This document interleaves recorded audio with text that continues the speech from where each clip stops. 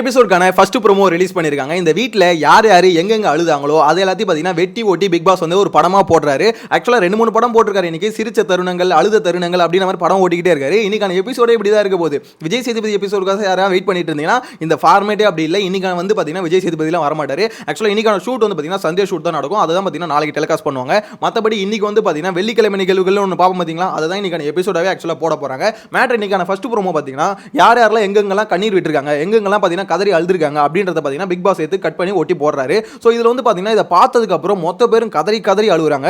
Already நீங்கள் அழுதுதான்டா போடுறாங்க, இதை பார்த்து ஏன்டா அழுறீங்க அப்படின்ற மாதிரி தான் இருக்குது. ஆனால் என்ன இருந்தாலும் பார்த்தீங்கன்னா எமோஷன் கண்டிப்பாக இருக்கதான் செய்யும். இந்த வீட்டை பொறுத்த வரைக்கும் கண்டிப்பாக யாராலையும் அழாமல் இருக்க முடியாது. சில பேரால் சிரிக்காமல் கூட இருக்கலாம். அதாவது எப்படி சொல்ல, சிரிச்சு அந்த மாதிரி தருணங்கள் கூட சில பேர் வந்து மிஸ் பண்ணியிருக்கலாம். ஆனால் அழாமல் யாராலையுமே இருக்க முடியாது. ஏன்னா அந்த வீடு அந்த மாதிரி ஒரு வீடு, சூனியம் மூச்சு வீடு. கம்பல்சரி உங்களை அழாமல் இருக்க வைக்காது. ஏன்னா பிக் பாஸ் பாதி நேரம் பார்த்தீங்கன்னா இவங்க அழறதுக்கு காரணமே யாருன்னா பிக் பாஸ் தான். முத்துக்குமரன் அழுதுக்கு பாதி நேரம் காரணம் யாருன்னு பார்த்தீங்கன்னா பிக் பாஸ் தான். ஏன்னா அவர் கொடுத்த பனிஷ்மெண்ட் தான் பார்த்தீங்கன்னா அவன் அழுது. ஸோ அந்த அளவுக்கு பார்த்தீங்கன்னா பிக் பாஸ் வந்து பார்த்தீங்கன்னா சில இடத்துல யார் யாரெல்லாம் பிரேக் பண்ணணுமோ பிரேக் பண்ணிட்டு தான் விட்டுட்டு இருப்பாரு. சில இடத்துல பார்த்தீங்கன்னா அவங்களே பிரேக் ஆகிப்பாங்க. இப்போ எப்படி சொல்லுது, ஜாக்லினுக்கும் சௌந்தர்யாவுக்கும் சண்டை வரும் பார்த்தீங்களா, அந்த சண்டைலாம் ஏன் வருது எதுக்கு வருதுன்னே தெரியாது. ஒரு நாள் பார்த்தீங்கன்னா ஜாக்லின் அழுவாங்க, ஒரு நாள் சௌந்தர்யா அழுவாங்க, திருப்பி 2 பேர் பார்த்தீங்கன்னா பேச்சப் ஆகிப்பாங்க. இதுதான் பார்த்தீங்கன்னா தொடர்ந்து நடந்துட்டு இருக்கும். ஸோ இந்த வீட்டை பொறுத்த வரைக்கும் அலர்து வந்து யாராலுமே அதை கடந்து போகவே முடியாது. கம்பல்சரி அழுது ஆகணும். அதுலேயும் ஒருத்தர் வந்து ரொம்ப ஸ்ட்ராங்காக இருந்தார், நான் அலர்து வந்து கம்மியாக இருந்தது அப்படின்னா நான் பார்க்குற வரைக்கும் ஒரே ஒரு மனுஷன் தாங்க. உண்மையிலே சொல்கிறேன். அவரை வந்து இவர் யார் தாண்டா இப்படி, அதாவது அவர் வந்து பிரேக் பண்ணி அவருக்குள்ள இருக்க கோவத்தை வந்து வெளியே கொண்டு வரணும், அழுகைகளை வெளியே கொண்டு வரணும் அப்படின்ற மாதிரி எவ்வளோ ட்ரை பண்ணாங்க. இருந்தாலும் அந்த மனுஷனுக்கு உள்ள இருக்கிறது வந்து வெளியே கொண்டு வரவே முடியல. அப்படிப்பட்ட ஒரு மனிதர் யார் தெரியுமா, ரஞ்சித் அவர் மட்டும் தான். ஸோ ரஞ்சித் அவர் மட்டும் தான் பார்த்தீங்கன்னா கடைசி வரைக்கும் நான் இப்படி தான் இருப்பேன் அப்படின்ற மாதிரி ஃபோக்கஸில் வந்தார். அதே ஃபோக்கஸில் இருந்தாருன்னு சொல்லணும். ஏன்னா அந்த மனுஷனை உடைக்கவே முடியல. என்னதான் நீ திட்டேன், என்னதான் கழிவு ஊத்தேன், கடைசி வரைக்கும் பார்த்தீங்கன்னா அதே அமிதாப் பச்சன் சிரிப்பு ஒன்று போட்டுருவாரு. ஆப்போசிட்ல இருக்கவங்க தான் ட்ரிகர் ஆகணும். விஜய் சேதுபதியை பார்த்தீங்கன்னா அவர் போகிறதுக்கு முந்தின வீக்குன்னு நினைக்கிறேன். முந்தின வீக் வந்து வச்சு செதுக்கியிருப்பார். ஏன்னா கேப்டனாக இருந்திருப்பாரு.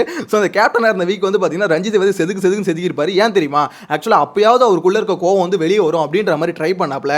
ஆனால் அப்பயும் அந்த கோவம் வெளியே வரல தெரியுமா. அதனால தான் அடுத்த வாரம் பார்த்தீங்கன்னா வீட்டுக்கு அமுச்சு விட்டாங்க. ஸோ அந்த மாதிரி மனுஷன் வந்து பார்த்தீங்கன்னா கடைசி வரைக்கும் எனக்குள்ள ஒரு கோவம் இருக்கும், அந்த கோவத்தை வந்து வெளியே காமிக்கவே மாட்டேன், என்னோட அழுகைகள் வெளியே காமிக்கவே மாட்டேன் அப்படின்ற மாதிரி இருந்த மனுஷன். இருந்தாலும் அவர் அளவே இல்லைன்னு பார்த்தீங்கன்னா ஒரு சில இடத்துல பிரேக் ஆயிருக்காரு. இருந்தாலும் இவங்களாம் அழுதாங்களே, கதறி கதறி அழுதாங்களே, அந்த மாதிரிலாம் அந்த மனுஷன் அளவே இல்லை. கடைசி வரைக்கும் பார்த்தீங்கன்னா ஒரு மாதிரி அவர் என்ன கேரக்டரோ, என்ன அவர் மாஸ்க்னு சொல்லலாம், இல்லை கேரக்டர்னு சொல்லலாம், என்ன வேணா சொல்லலாம். ஸோ அவர் எந்த இதை வந்து கேரி பண்ணிட்டு வந்தாரோ கடைசியில் அதே தான் கேரி பண்ணிட்டு வெளியே போயிட்டார் அப்படின்ற மாதிரி தான் சொல்லணும். இப்பயும் மனுஷன் பார்த்தீங்கன்னா அப்படி தான் இருக்காப்ல. உண்மையில எனக்கு புரியலங்க, ரஞ்சித் அவரோட கேரக்டர் இதானா இல்லை பிக் பாஸ் கோசம் இப்படி இருக்காரு? யாராவது உண்மையில தெரிஞ்சிருந்தா மறக்காம கமெண்ட்ல மென்ஷன் பண்ணுங்க. அப்படி இருந்தாருன்னா மாஸ் தாங்க. ஏன்னா நிறைய பேர் சொல்றாங்க அவர் அப்படிதான் அப்படின்ற மாதிரி சொல்றாங்க. இருந்தாலும் ஒரு மனுஷனால இப்படி இருக்க முடியுமா அப்படின்ற மாதிரி தான் இருக்கு. ஏன்னா ஒரு கோவம் வருது, அந்த கோவத்தை பார்த்தீங்கன்னா லைட்டா சட்டிலா காமிப்பாரு. அதாவது எப்படி சொல்றது, அந்த கோவத்தை வந்து ஒரு டைரக்டா வெளிப்படுத்திடலாம் அவங்க மூஞ்சிக்கு நேரம். இருந்தாலும் பார்த்தீங்கன்னா அந்த கோவத்தை வந்து லைட்டா காமிச்சிட்டு உள்ளுக்குள்ளே மறைச்சு வச்சுப்பாரு. ஸோ அப்படியே பார்த்தீங்கன்னா ரொம்ப நாள் டிராவல் பண்ணி வீட்டுக்குள்ள வந்து தப்பிச்சு ஓடி வருது. கடைசியில் பார்த்து தான் பார்த்தீங்கன்னா இதுக்கு மேலே இந்த ஆட விட்ட வேலைக்காவது சொல்லிட்டு ஒரே அறுத்து போட்டாங்க. ஆனால் என்ன பொறுத்த வரைக்கும் பார்த்தீங்கன்னா இந்த வீட்டில் அழுகாமல் இருந்தது ரொம்ப ரஞ்சித் மட்டும்தான், மற்றபடி யாருமே இல்லை. மிச்சம் எல்லாருமே பார்த்தீங்கன்னா பிரேக் ஆயிட்டாங்க அப்படின்னு நம்ம சொல்லணும். இருக்கிறதுல எக்ஸ்ட்ரீமா அழுது யார் சொல்லுங்க, அதை வந்து உங்களுக்கு முன்னாடியே தெரிஞ்சா மறக்காம கமெண்ட்ல மென்ஷன் பண்ணுங்க. என்ன பொறுத்த வரைக்கும் எக்ஸ்ட்ரீமா இந்த வீட்டில் அழுது யாருன்னு பார்த்தீங்கன்னா சாச்சனா தான். ஏன்னா சாச்சனா மாதிரி அழவே முடியாது, அப்படியே தேம்பி அழுவாங்க. அவங்களுக்கு அடுத்த நிலையில பார்த்தீங்கன்னா கண்டிப்பாக இவங்க அன்ஷிதா இருப்பாங்க. அன்ஷிதா அழுறதும் பார்த்தீங்கன்னா அப்படிதான். சாச்சனா வந்து எந்த அளவுக்கு எக்ஸ்ட்ரீமா எப்படி சொல்லுது, ஒரு மாதிரி அழும்போது ஒரு குரல் ஒன்று வரும் பார்த்தீங்கன்னா, கீச்சுன்னு ஒரு குரல் வரும். நிறைய பேர் ட்ரிகர் பண்ணோம். நிறைய பேர் சாச்சனா அழுகும் போது பார்த்தீங்கன்னா ஸ்கிப் பண்ணிடுவாங்க. எப்பா இதுக்கு பார்க்க முடியலப்பா எங்களால் ஷோல அப்படின்ற மாதிரி. ஏன்னா அந்த அளவுக்கு அழும்போது ரொம்ப கொடூரமாக இருக்கும். அதே மாதிரி தான் பார்த்தீங்கன்னா அன்ஷிதாவும். ஸோ அன்ஷிதாவும் பார்த்தீங்கன்னா கோவப்பட்டாங்க இல்லை அழ ஆரம்பிச்சிட்டாங்கன்னா ரொம்ப எக்ஸ்ட்ரீமுக்கு போயிடுவாங்க. அவங்க கோவப்படும் போது அழுதுகிட்டு தான் கோவப்படுவாங்க, இருந்தாலும் எக்ஸ்ட்ரீமுக்கு வந்து போயிடுவாங்க. ஸோ இந்த மாதிரி ஒவ்வொருத்தரும் பார்த்தீங்கன்னா அலர்த வச்சு கேட்டகரிஸ் வந்து பிரிக்கலாம். இருந்தாலும் பார்த்தீங்கன்னா இவங்க அலர்த்துக்கு முக்கால்வாசி நேரத்தில் பார்த்தீங்கன்னா அவங்களுக்குள்ள ஒரு சண்டையாக இருந்தாலும் சில நேரத்தில் பிக் பாஸ் வந்து பார்த்தீங்கன்னா அள வைக்கிறதுக்கு அவரும் ஒரு காரணம் தான். ஏன்னா கூப்பிட்டு பார்த்தீங்கன்னா கன்ஃபர்ஷன் ரூமில் பேசுவார்ல, அப்படி பேசும்போதே பார்த்தீங்கன்னா நிறைய பேர் அழுதுருவாங்க. சில பேர் அழும்போதும் பார்த்தீங்கன்னா ஒரு சமாதானப்படுத்துறாரு, இல்லைன்னு சொல்ல. இருந்தாலும் பார்த்தீங்கன்னா இந்த பிக் பாஸ் வீட்டை பொறுத்த வரைக்கும் அழாம தப்பிக்கிறது ரொம்பவே கஷ்டம் அப்படின்னு நம்ம தான் சொல்லணும். இன்னொரு முக்கியமான மேட்ரு, ஆக்சுவலாக இப்போ வந்து பார்த்தீங்கன்னா ட்விட்டரில் கிட்டத்தட்ட ஒரு வார் வந்து போயிட்டு இருக்கு. என்ன தெரியுமா, என்னன்னா இப்போ இந்த ஆக்சுவலாக இப்போ முத்துக்குமரன் வந்து டைட்டில் வின் பண்ணிட்டாரு அப்படின்றது மோஸ்ட்லி கன்ஃபார்ம் ஆயிடுச்சு. மோஸ்ட்லி 100% கன்ஃபார்ம்னு வச்சுக்கோங்களேன். ஏன்னா இப்போ என்ன சொல்லிட்டு இருக்காங்கன்னா அஃபிஷியலாகவே முத்துக்குமரன் டைட்டில் வின்னர்னு டிக்ளேர் ஆயிடுச்சு. அதாவது ஓட்டிங் வந்து பார்த்தீங்கன்னா க்ளோஸ் பண்ணிட்டாங்களே. ஸோ அதோட முடிவு வந்து பார்த்தீங்கன்னா முத்துக்குமரன் கிட்டத்தட்ட 70% ஓட்டு வந்திருக்கு அப்படின்னு நம்ம சொல்றாங்க. 70% ஓட்டுனா எவ்வளோ பெரிய மார்ஜின் யோசிச்சு பாருங்க. ஸோ அவ்வளோ பெரிய மார்ஜினில் வந்து முத்துக்குமரன் வின் பண்ணியிருக்காரு அப்படின்ற மாதிரி சொல்லிட்டு இருக்காங்க. அது எந்த அளவுக்கு உண்மை போய் அதெல்லாம் வர வைங்க. ஸோ இந்த அப்டேட் வந்து இந்த மாதிரி ஒவ்வொருத்தரும் போட அது வந்து பார்த்தீங்கன்னா இன்னொரு டீம் வந்து பயங்கரமாக ட்ரிகர் பண்ணிக்கிட்டே இருக்கு. ஏன்னா அவங்க வந்து கடைசி வரைக்கும் நம்பிக்கிட்டே இருந்தாங்க, ஐயோ இல்லை அது வந்து பொய்யா இருக்கணும் அப்படின்னு நம்ம நம்பிக்கிட்டே இருந்தாங்க. அது உண்மைன்னு சில பேர் சொல்லும் போது பார்த்தீங்கன்னா ஏற்றுக்க முடியல. அந்த ஆதங்கத்தில் என்ன பண்ணுறாங்க, முத்துக்குமரனை போட்டு தாக்குன்னு தாக்கிட்டு இருக்காங்க. இந்த பக்கத்தில் முத்துக்குமரனோட சப்போர்ட்டர்ஸ் இருப்பாங்களே, ஸோ அவங்க என்ன பண்ணுறாங்கன்னா இப்போ இதாண்டா சான்ஸ் நாங்கள் திருப்பி அடிக்கிறதுக்கு, வாங்கடா கும்பல்ஸ் அப்படின்னு சொல்லிட்டு பார்த்தீங்கன்னா மொத்த பேர் பார்த்தீங்கன்னா திருப்பி அடிச்சுட்டு இருக்காங்க. இதுதான் பார்த்தீங்கன்னா ட்விட்டரில் நடந்துட்டு இருக்கு. பயங்கரமான கலவரம் போயிட்டு இருக்கு அப்படின்றதாங்க உண்மை. அதே மாதிரி இந்த மேட்டர் வந்து மறந்துட்டேன். ஆக்சுவலா முத்துக்குமரனும் தீபக்கும் ஒரு பாண்டிங் இருக்குல்ல. ஆக்சுவலா இந்த ப்ரோமோலே பார்த்துருப்பீங்க, ரெண்டு பேரும் ஒன்னா உட்காந்து அழுதுகிட்டு இருப்பாங்க. முத்துக்குமரன் அழ மாட்டாரு, தீபக் அழுதுட்டு இருப்பாரு. இவர் வந்து பார்த்தீங்கன்னா தட்டி கொடுத்துட்டு இருப்பாரு. மேட்டர் என்னன்னு பார்த்தீங்கன்னா, இன்னைக்கு காலையிலே தீபக்கும் முத்துக்குமரனும் உட்காந்துட்டு இருக்கும்போது பார்த்தீங்கன்னா தீபக் வந்து அங்கே பிரேக் ஆகி அழுதுருப்பாரு. என்னன்னா என்ன நான் பேசுறது வந்து இப்போ ரெஸ்பெக்டா எல்லாம் பார்க்குறாங்க, ஸோ எல்லாமே இந்த வீடு தான் எனக்கு கொடுத்துருக்கு அப்படின்ற மாதிரி பார்த்தீங்கன்னா எமோஷனலாக பேசி இந்த வீட்டை விட்டு வெளியே போகிறோமே அப்படின்ற ஒரு ஃபீலிங் இருக்குல்ல, எல்லாருக்குமே அந்த ஃபீலிங் இருக்குன்னு வச்சுக்கோங்களேன். இருந்தாலும் தீபக்லாம் இந்த வீட்டை விட்டு வெளியே போகிறதுக்கு பிடிக்கவே இல்லை. ஆனால் ஃபேட் மேன்லாம் இருக்கார் பார்த்தீங்கன்னா, அவர்லாம் எப்படா விடுங்கடா நான் வெளியே போகிறேன் அப்படின்ற மாதிரி சுச்சுவேஷன் வந்து அவர் இன்னைக்கான எபிசோட பார்க்கும்போது நிறைய பேர் தெரிஞ்சிருக்கும். ஃபேட் மேன் மாதிரி நிறைய பேருக்கு பார்த்தீங்கன்னா வெளியே போகணும் அப்படின்ற மாதிரி அவங்களோட இப்படி அவங்க ஒரு கெஸ்ட்டாக தான் வந்திருக்காங்க, அவங்க கண்டஸ்டன்ட் இல்லை. ஸோ நாங்கள் வீட்டுக்கு போகிறோம் அப்படின்னு அவர் மைண்ட் செட்டில் இருக்காங்க. தீபக்லாம் பொறுத்த வரைக்கும் எனக்கு இந்த வீட்டில் வந்து இருக்கணும் அப்படின்னு மாதிரி ஆசையாக இருக்குது அப்படின்னு நம்மளாம் பேசிட்டு இருந்தார்.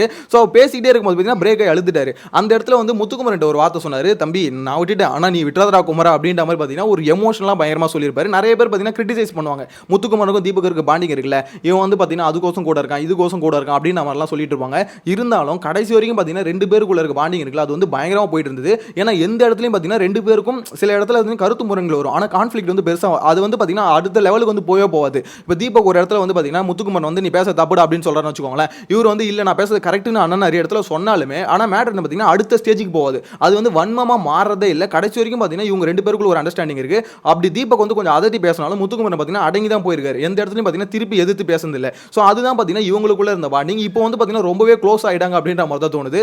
அதுலயும் தீபக் வந்து சொல்லுவார், ஒரு இடத்துல காலையில பேசிட்டு இருக்கும்போது சொல்லிட்டு இருப்பாரு, இந்த மாதிரி நான் வெளியே போனதுக்கு அப்புறம் பாத்தீங்கன்னா நான் கூட பிஸியா இருக்க மாட்டேன்னா நீ ரொம்ப பிஸியா இருப்படா அப்படின்னு நம்ம சொல்லும்போது முத்துக்குமரன் என்ன சொல்லுவாரு, ஆனா அப்படிலாம் இல்லைண்ணா நீ ஒரு ஃபோன் பண்ணா நான் நைட் ஓடி வந்துருவேன், நான் ஏன்னா அப்படிலாம் பண்ண போறேன், யாருக்கு முக்கியத்துவம் கொடுக்கணும்னு எனக்கு தெரியாதுண்ணே அப்படின்ற மாதிரி சொல்லும்போது உண்மையிலே ரெண்டு பேருக்குள்ள ஒரு நல்ல பாண்டிங் வந்து கிரியேட் ஆயிருக்கு அப்படின்ற மாதிரி தான் சொல்லணும். ஸோ அவர் எப்படி சொல்றது, தீபக் உள்ள போகும்போது பார்த்தீங்கன்னா ஃபேன்ஸ் என்ன சொல்லியிருந்தாங்க, இது முத்துக்குமரனுக்கு போய் நீ முத்தம் கொடுக்கணும்னு சொல்லும்போது அவர் ஃபர்ஸ்ட் உள்ள போனோன்னு பார்த்தீங்கன்னா ஓடி போய் கட்டி பிடிச்சி அந்த முத்தம் கொடுப்பாரு பார்த்தீங்களா, அப்போ ஒரு வார்த்தை சொல்லுவாரு, இது நான் கொடுத்த முத்தம் இல்லடா வெளியில கொடுக்க சொன்ன முத்தம் அப்படின்ற மாதிரி தான் ஒரு டைலாக்கே இருக்கும். ஸோ அந்த அளவுக்கு ரெண்டு பேருக்குள்ள ஒரு பயங்கரமான பாண்டிங் இருக்கு அப்படின்றது அவர் பார்க்கும்போது நல்லா இருக்கு. ஆனால் அதை வந்து கிரிட்டிசைஸ் பண்ணி இல்லை இதுக்காக தான் பழகலாம், இவன் வந்து பார்த்தீங்கன்னா இந்த மாதிரி ஒரு விஷயத்துக்கோசம் அவன் பழகிறான், அவனுக்கு ஒரு தேவை இருக்குது அந்த தேவைக்கோசம் பழகிறான் அப்படின்ற மாதிரி சொல்கிறது என்னை பொறுத்த வரைக்கும் வேலைக்காக. ஏன்னா இந்த ஷோவில் ஆக்சுவலாக ஷோவே முடிஞ்சிருச்சு, இப்போ என்ன தேவை வரப்போகுது, இதுக்கப்புறம் தீபக்கால என்ன பண்ணிட முடியும், ஸோ எதுக்காக பயந்துக்கிட்டு அவர்கிட்ட பழகணும், ரெண்டு பேருக்குள்ள உண்மையிலே சொல்கிறேன் ஒரு அண்டர்ஸ்டாண்டிங் இருக்குது. இந்த இடத்துல வந்து இதுக்கோசம் அதுக்கோசம் பழகிறான்னு சொல்லிட்டு இப்பயும் பார்த்தீங்கன்னா அதை அவுத்து விட்டுட்டு இருக்கானுங்களே, அவனுங்களுக்கு என்னதான் அவங்களோட வேலை, ஆக்சுவலாக ஷோவே முடிஞ்சிருச்சு